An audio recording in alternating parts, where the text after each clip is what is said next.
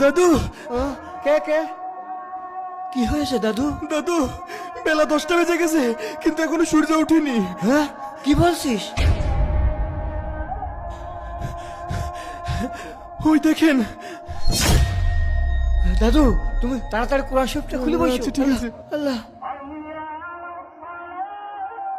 বিশ্বাস করেন কিয়ামতের আগে একদিন এক রাতের মধ্যে এই কোরআনের সব পাতাগুলো আল্লাহ তুলে নেবেন আসমানে।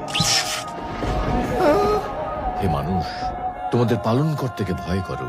নিশ্চয়ই কিয়ামতের প্রকম্পন এক ভয়ঙ্কর ব্যাপার। আজই হলো পৃথিবীর শেষ দিন। পাপাচারী মানুষেরা হতাশ হয়ে যাবে, কাণ্ডজ্ঞান হারিয়ে দিক বিদিক ছুটতে থাকবে এবং একসময় অজ্ঞান হয়ে মৃত্যুবরণ করবে। আল্লাহ রাব্বুল আলামিন আমাদের সকলকে পৃথিবীর শেষ দিনের ভয়াবহতা থেকে হেফাজত করুন।